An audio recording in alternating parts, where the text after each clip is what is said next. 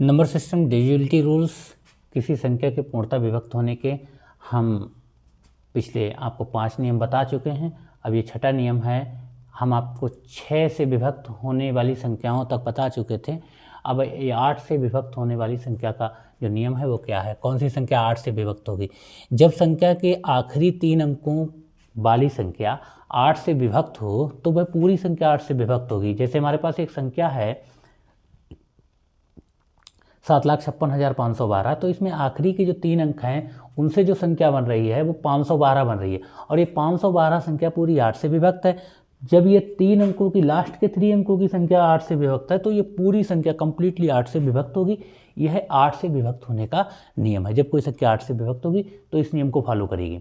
9 से विभक्त होने का नियम क्या है, जब संख्या के अंकों का योग 9 से विभक्त हो तो वह संख्या 9 से विभक्त होगी। ऐसे ही 3 से विभक्त होने का नियम है सेम, जब संख्या के अंकों का योग 3 से विभक्त हो तो वह पूरी संख्या 3 से विभक्त होती थी, हमने पढ़ा था। और हम ये 9 से विभक्त होने के नियम को भी ऐसे ही पढ़ते हैं, जब किसी संख्या के अंकों का योग 9 से विभक्त हो तो वह पूरी संख्या 9 से विभक्त होती है। जैसे हमारे पास संख्या है एक 56,943, इसमें अंकों का योग बन रहा है 27, और 27 9 से विभक्त है तो ये पूरी संख्या 9 से विभक्त है। फिर अगला नियम है आपका 10 से विभक्त होने का नियम। 10 से कौन सी संख्याएं विभक्त होंगी, बहुत सरल नियम है, आप देख के बता दो। जब किसी संख्या का इकाई का अंक 0 हो तो वह संख्या 10 से विभक्त होगी। जैसे हमारे पास एक संख्या दे रखी है, इसमें इकाई का अंक 0 है तो यह संख्या 10 से विभक्त हो जाएगी। 11 से विभक्त होने का नियम क्या है, ये नियम थोड़ा समझना जरूरी है।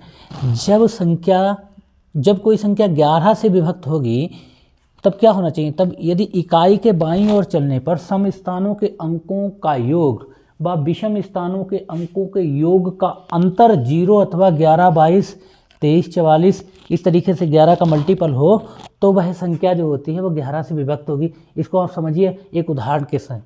हम एक उदाहरण दे रहे हैं, जैसे उदाहरण है हमारे पास एक संख्या देखिए, उदाहरण में ये संख्या आप देख लीजिएगा 13,65,012 संख्या है। अब ये देखेंगे ये संख्या 11 से विभक्त है कि नहीं है। तो नियम क्या कहता है, नियम कहता है कि हम इकाई से बाईं ओर चलें तो सम स्थान जैसे पहला 2, फिर उसके बाद 0, फिर उसके बाद 6, फिर उसके बाद 1, इनका हमने सम स्थानों का योग कर लिया। 0, 2, 0, 6, 1, इनका योग आया 9। माइनस यानी अंतर पूछ रहा है ना, तो विषम स्थानों का योग करेंगे। विषम स्थान कौन से हैं, 1, 5 और 3, तो 1 और 5, 3, इनका हमने योग किया। दोनों का योग, पहले का योग आया 9 और दूसरे का योग आया 9, और 9 में से 9 घटाया तो 0 बचा। यानी नियम में कहा गया है कि अंतर 0 हो अथवा 11 का मल्टीपल हो तो वह संख्या 11 से विभक्त होगी। तो दी हुई संख्या 11 से विभक्त है। आई होप आपको ये वीडियो पसंद आया होगा। जय हिंद।